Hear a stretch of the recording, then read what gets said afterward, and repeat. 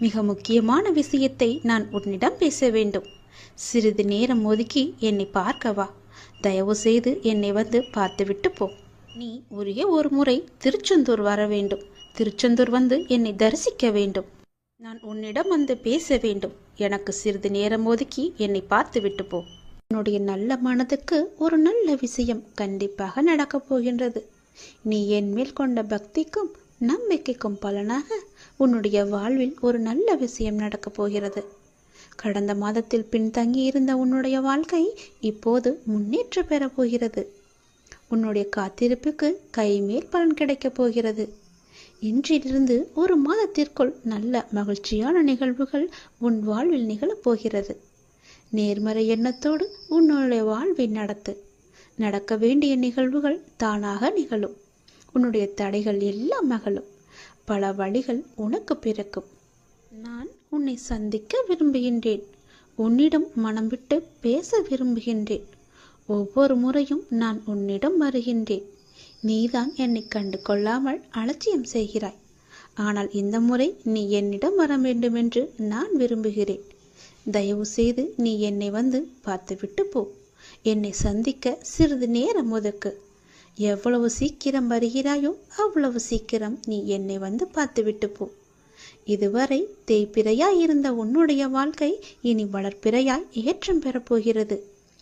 அடிமேல் அடியாய் இருந்த துன்பங்கள் எல்லாம் மாறி எடுத்து வைக்கும் ஒவ்வொரு அடியும் மகிழ்ச்சியான ஒன்றிற்கு நிச்சயம் வழிகாட்டப் போகிறது.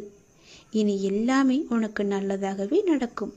இந்த அப்பாவின் ஆசையோடு. ஏன் வாழ்கிறோம், இந்த வாழ்க்கையே வேண்டாம் என்று எதிர்மறை எண்ணங்களோடு நீ முடிவெடுக்காதே. இந்த வாழ்க்கை என்ற புத்தகத்தில் பல சுவாரஸ்யமான பக்கங்கள் அதன் பின்னால் இருக்கின்றன.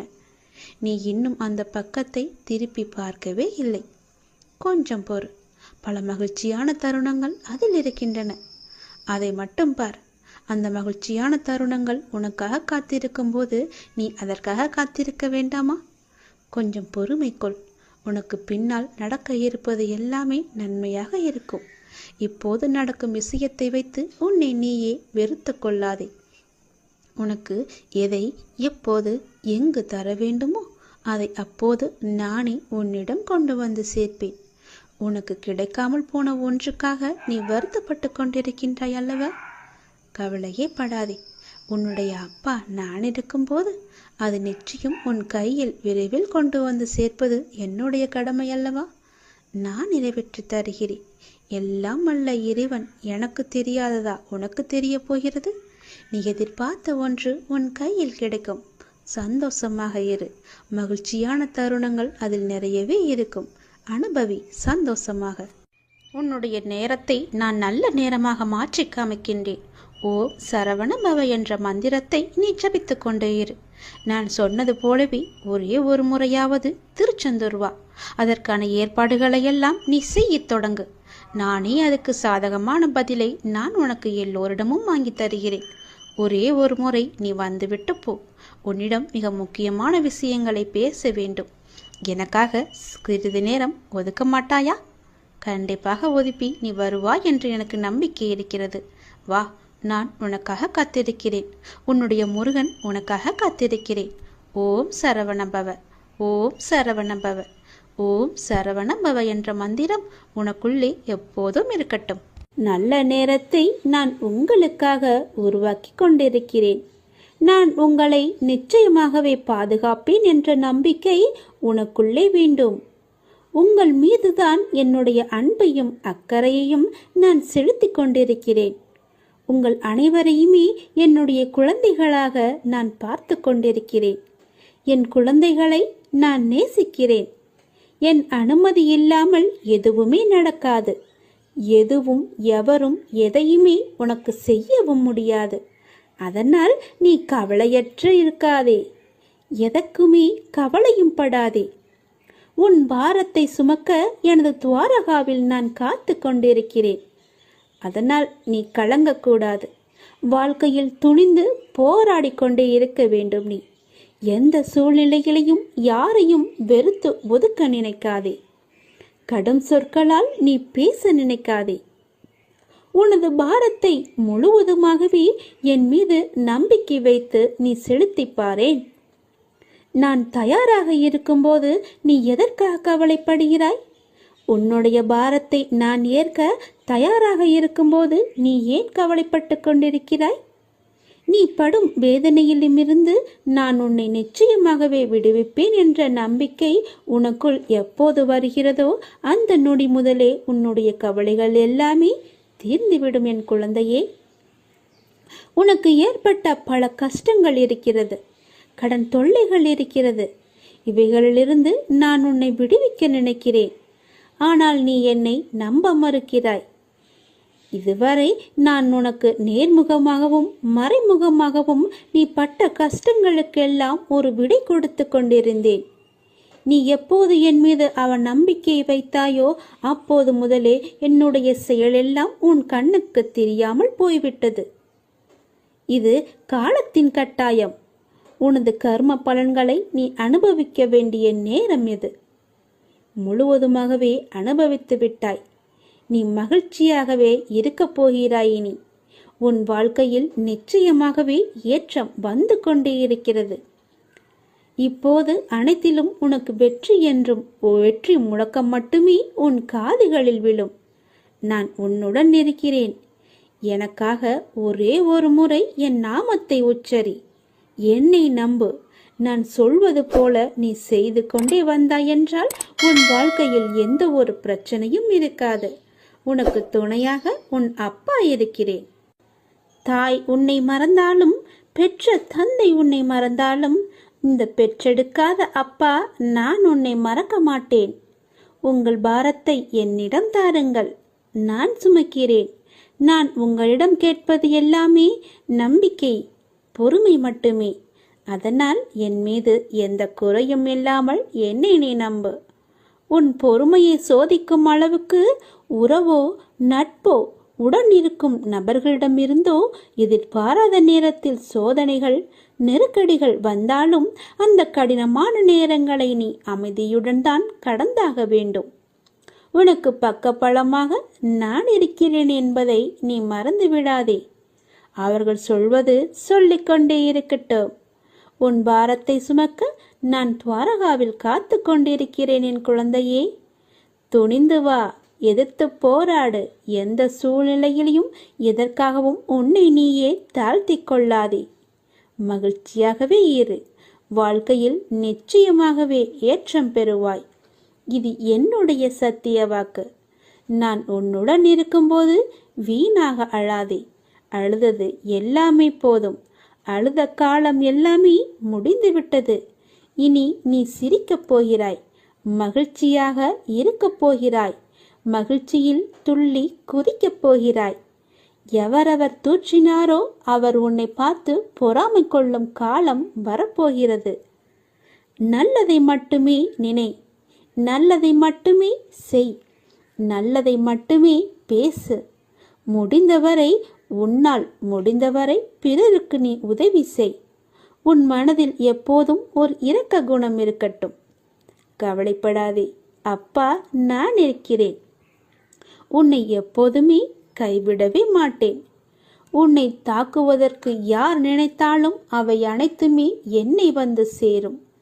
எந்த அம்பு உன்னை நோக்கி வருகிறதோ அது என்னை நோக்கி வரும். எவர்கள் உன்னை நோக்கி அந்த அம்பை வீசினார்களோ பிற்காலத்தில் அதுவே அவர்களை வந்து சேரும். அதனால் அவர்கள் பேசுவதையெல்லாம் நீ காதில் வாங்கிக் கொள்ளாதே. துணிந்து எதிர்த்து நில். வருகிற அம்பு கூட என் பெயரை உச்சரிக்கும் போது தானாகவே உடைந்து திரும்பிவிடும். அதனால் பயமற்று இரு. சந்தோஷமாக இரு. உன் அப்பாவின் துணை உனக்கு எப்போதுமே உண்டு. இந்த சுழற்சியான வட்டத்தில் மேலே உள்ளது கீழே வரத்தான் செய்யும். கீழே உள்ளது மேலே ஒரு நாள் வரத்தான் செய்யும். அதனால் பேசுபவர்கள் பேசட்டும். நீ உன் இஷ்டம் போல சந்தோஷமாக இரு. உன் இப்போதைய நிலை கண்டு நீ துவண்டு கொண்டிருக்கிறாய். இந்த நிலை இப்படியே இருக்குமா? என்னை மீட்பார் யாரும் இல்லையா? எனக்கு உதவுவதற்கு யாரும் இல்லையா என்று உன் மனம் ஏங்கி தவித்து கொண்டிருக்கிறது. எல்லாமே எனக்கு தெரியும். நீ நம்பிக்கையை இழக்காதே கண்மணி. கொஞ்சம் காலம் பொறுமையாக இரு. கொஞ்சம் பொறுமை காத்துக்கொள். எப்பொழுதுமே நான் உன்னுடன் தான் இருப்பேன். எதற்குமே கவலை விடாதே. உன்னை விட்டு நான் எங்கும் அகலவே இல்லை. கொஞ்சம் தூரம் கூட நான் உன்னை விட்டு என்னால் செல்ல முடியாது. ஏனென்றால் நீ அப்படிப்பட்ட சூழ்நிலையில் சிக்கி தவித்து கொண்டிருக்கிறாய். உனக்கே என்ன ஆகிவிடுமோ என்ற பயம் உன் மனதிற்குள்ளே ஆணி வேறாக அச்சாணி போட்டு அமர்ந்திருக்கிறது. முதலில் நான் இருக்கிறேன் என்று நீ நம்ப வேண்டும். உன்னுடைய நிலை இந்த நிலை இப்படியே இருக்கும் என்று எண்ணுகிறாய் அல்லவா? கவலைப்படாதே. இந்த நிலை நிச்சயமாகவே மாறும். நீ சந்தோஷமாகவே இருப்பாய்.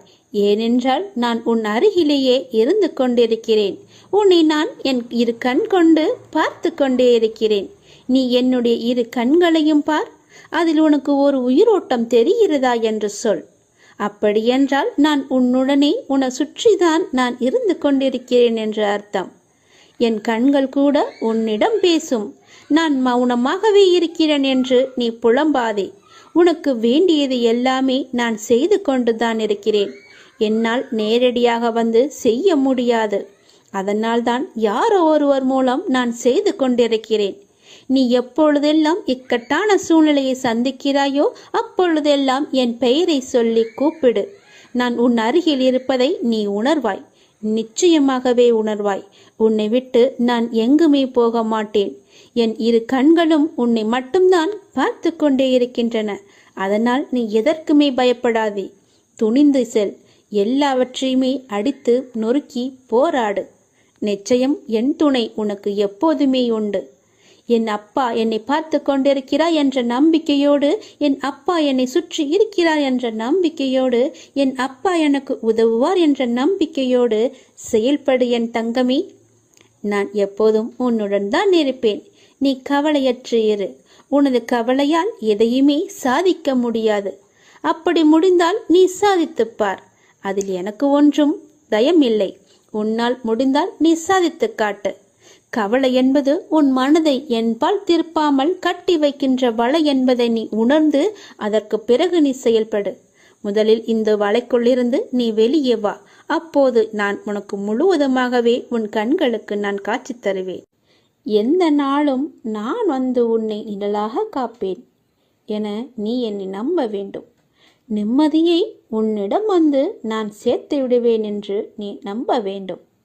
சந்தோஷமாக நான் உன்னை வாழ வைப்பேன் என்று நீ நம்ப வேண்டும். இப்படி என் மீது நம்பிக்கை வைத்தால்தான் எல்லாமே உனக்கு சுகமாக நலமாக வளமுடன் உன்னை வாழ வைக்க முடியும். என்னால் சுழற்சியை உடைப்பதுதான் ஆன்மீகம். செக்கு மாடு சுற்றி சுற்றி வருவது போல மீண்டும் மீண்டும் சுழல்கிறீர்கள்.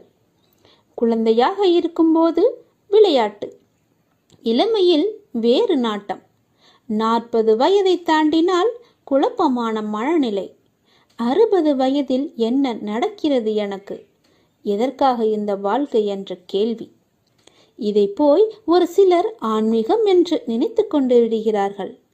அப்படியல்ல, இது வெறும் சுழற்சிதான். இப்படிதான் உங்கள் மூதாதையர்களின் அதே பழைய சக்கரம் உங்கள் மூலமாக இப்போது சுழன்று கொண்டிருக்கிறது. ஆன்மீகம் என்றால் உங்கள் தாத்தாவும் அப்பாவும் அம்மாவும் உங்கள் மூலமாக ஜீவிப்பதற்கு அனுமதிக்காமல் உங்களது வாழ்க்கையை ஒரு புத்தம் புது உயிராக, ஒரு புதிய சாத்தியமாக நீங்களாகவே உருவாக்கிக் கொள்வதுதான். இதுதான் ஆன்மீகம். இந்த சுழற்சியை உடைப்பதுதான் ஆன்மீகம். கர்மா என்றால் தலைவிதி என்று அர்த்தமில்லை. அப்படி சொல்லியாக்கிவிட்டார்கள். உங்கள் தலைவிதியும் கூட உங்களுடைய செயல்தான். இதை உணர்ந்தால் இப்போது கர்மா என்பது உங்களை சிக்க வைக்கும் ஒன்று கிடையாது என்பது உங்களுக்கே தெரிய வரும். உங்களை விடுவிக்கும் ஒன்றாக அது மாறிவிடும். நிச்சயமாக இதை நீங்கள் உணர்ந்திட வேண்டும். நல்ல கர்மா எது, கெட்ட கர்மா எது, ஒவ்வொரு செயலுக்கும் ஒரு பின்விளைவு உண்டு என்பதை நீங்கள் தெரிந்து கொள்ள வேண்டும். உங்கள் செயலுக்கான விளைவு எப்படி இருந்தாலும் அதை நீங்கள் சந்தோஷமாக ஏற்றுக்கொள்ள தயாரானால் அது நல்லதா கெட்டதா என்ற கேள்வியே வராது. கர்ம வினைகள் பற்றிய கவலையே இருக்காது. மற்றபடி பாவம் புண்ணியம் என்பதெல்லாம் சொர்க்கம் பற்றி பேசுபவர்கள் பயன்படுத்தும் வார்த்தைகள். இயற்கை என்பது கொடூரமானதும் இல்லை, கருணையானதும் இல்லை. நல்லது கெட்டது என்பதெல்லாம் மனிதரின் பார்வையில் உள்ள கோணம்தான். மனிதன் அதை எப்படி பார்க்கிறான் என்பதை பொறுத்துதான் நல்லதும் இருக்கிறது, தீயதும் இருக்கிறது. நாம் நடந்து கொள்ளும் விதத்திலும் இது இருக்கிறது.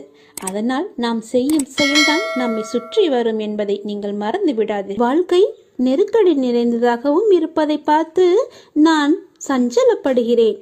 என் மனம் சஞ்சலப்பட்டு கொண்டிருக்கிறது.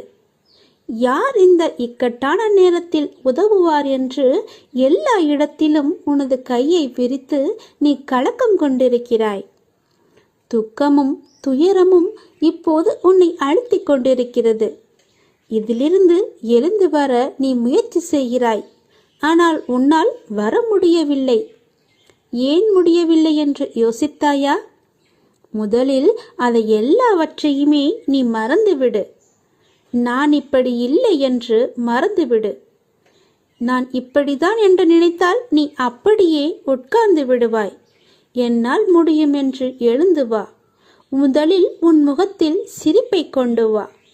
அந்த சிரிப்பு இல்லாததுதான் இதற்கு எல்லாமே காரணம். எதையோ மனதில் போட்டுக்கொண்டு அழுது புலம்பி தவித்து கொண்டிருக்கிறாய். யாரிடம் போய் சொல்வது, யாரிடம் சொன்னால் எனக்கு தீர்வு கிடைக்கும் என்று அழுது கொண்டிருக்கிறாய். தங்கமி, முதலில் அதிலிருந்து வெளியே வந்துவிடு. உன் முகத்தை எப்பொழுதும் புத்துணர்ச்சியுடன் வைத்துக்கொள். உனக்கு ஒன்றுமே இல்லாதது போல, அதாவது எனக்கு எந்த துன்பமும் இல்லை, துயரமும் இல்லை, எந்த ஒரு பிரச்சனையும் இல்லை என்பது போல எப்பொழுதுமே உன் மனதை நீ புத்துணர்ச்சியோடு வைத்துக்கொள். உன் மனம் புத்துணர்ச்சியாக இருந்தால் உன் முகமும் புத்துணர்ச்சியாக கலையாக இருக்கும். அது இல்லாததுதான் இப்போதைய காரணம். உன் முகத்தை நீ நேரடியாக சென்று கண்ணாடியில் பார், எப்படி இருக்கிறது என்று, எவ்வளவு சோர்வாக எவ்வளவு கவலையாக இருக்கிறது என்று. எல்லாவற்றையுமே மறந்துவிடு. எனக்கு தான் என் அப்பன் இருக்கிறானே என்று தைரியமாக எல்லாவற்றையுமே மறந்து முதல் அடியை எடுத்து வை. உன் மனதை மகிழ்ச்சியாக வைத்துக்கொள். என்னை நம்பி என் ஆலயத்திற்கு நீ வா. நீ வளமுடன் வாழ்வாய், எந்த குறையும் இல்லாமல் வாழ்வாய். உனக்கு வாழ்க்கையில் எந்த ஒரு கஷ்டமும் இருக்காது, எந்த துன்பமும் இருக்காது, எந்த துயரமும் இருக்காது. முதலில் நான் சொல்வது போல செய். உன் வாழ்க்கை எப்படி இருக்கிறது என்று பார். உன்னை தேடி அவர்கள் விலகி சென்றவர்களெல்லாம் தானாக வருவார்கள். உன் மனதையும் உன்னையும் நீ புத்துணர்ச்சியோடு வைத்துக்கொண்டு உன் முகத்தில் புன்னகையை வைத்து பாரேன், எப்படி தேன் போல ஓடி வருகிறார்கள் என்று. என் துணை உனக்கு எப்போதுமே இருக்கும். சில நேரம் என் குழந்தையின் நலனுக்காக நான் வழிகளுடன் நடக்க வைத்து கொண்டிருக்கிறேன், நடந்து கொண்டும் இருக்கிறேன். இதுவே தீர்மான சூழலாக அமைகிறது. ஆனால் அது நீண்ட நாள் தொடரும் அளவிற்கு நான் உன் சாய்தேவா அதை விட மாட்டேன். உன் துயரங்களை நானே போக்குகிறேன். அதுவரை எதற்காகவும் அஞ்சாதே. உன்னோடும் உன் குடும்பத்தோடும் தான் நான் இருக்கிறேனே. இவ்வுலகில் இன்பமும் துன்பமும் நிலையற்றவை. இன்று இருப்பது நாளை மாறி போகும். எனவே மனம் கலங்காதே. இன்றைய சூழலில் நீ அவமானப்பட்டிருக்கலாம், கஷ்டப்பட்டிருக்கலாம். பலர் உன்னை பழி சொல்லுக்கு ஆளாக்கி வைத்திருக்கிறார்கள். அவற்றை எல்லாமே நீ கண்டு கொள்ளாதே. எதையுமே தீர்க்கமாக முடிவு செய்து விடாதே. இதுதான் என்னுடைய வாழ்க்கை என்று தீர்மானம் எடுத்துக்கொள்ளாதே. உன்னுடைய கஷ்டங்கள் எல்லாமே முடிந்துவிட்டன. நீண்ட நாள் வரை நீ பொறுத்திருக்க வேண்டாம். கொஞ்சம் காலம் பொறுத்திருந்தால் போதும். கொஞ்சம் காலம் என்பது 2 நாட்கள் கூட ஆகலாம். நீ வெகு தொலைவில் இருக்கிறது என்று கற்பனை செய்து கொள்ளாதே. உன்னுடைய வெகு நாட்களாக இருந்த துன்பங்கள் துயரங்கள் எல்லாமே முடிந்துவிட்டது என் தங்கமே. உன் அப்பாவின் சொல்படி நடந்து கொள். நீ எதற்காகவும் யாருடைய பேச்சையும் நீ காது கொடுத்து கேட்காதே. அவர்கள் பேசுபவர்கள் பேசிக்கொண்டு தான் இருப்பார்கள், தூற்றுவர்கள் தூற்றிக்கொண்டு தான் இருப்பார்கள். நீ உனக்கு உண்மையாக இரு. உன்னை சுற்றியுள்ளவர்களுக்கு நீ உண்மையாக இரு. அடுத்தவர் பழி சொல்லுக்கு ஆளாகும்படி நீ செய்து விடாதே. உன்மேல் ஒரு பழி விழுந்தால் அதை தொடுப்பது கடினம். நீ தவறு செய்யாவிட்டாலும் அதற்காக வரும் பழி சொல்லை நீ ஏற்றுக்கொள்ளக்கூடாது. உன்மேல் குறை இருப்பதால் தானே அவர்கள் உன்னை பழி சொல்கிறார்கள். அந்த குறை இல்லாமல் நீ பார்த்துக்கொள். அப்படி இருந்தால் யாரும் உன்னை எதுவுமே செய்ய முடியாது.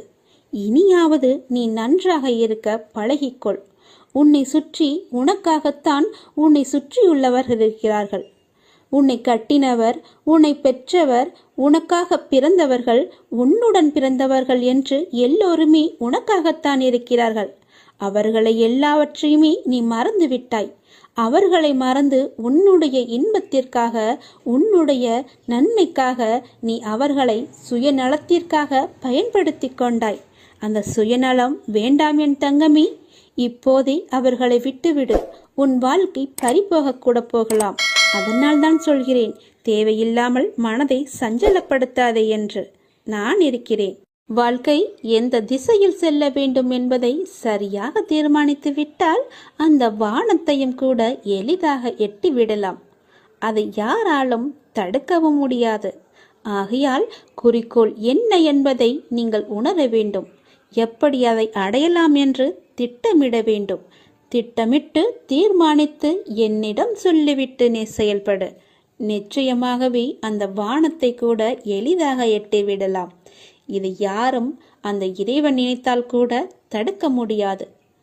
தனிமை கிடைப்பது உன்னை நீ தெரிந்து கொள்வதற்காகத்தான். அந்த தனிமையை கூட நீ தூங்கி கழித்து விடாதே. அதில் பலவிதமான அர்த்தங்கள் இருக்கிறது.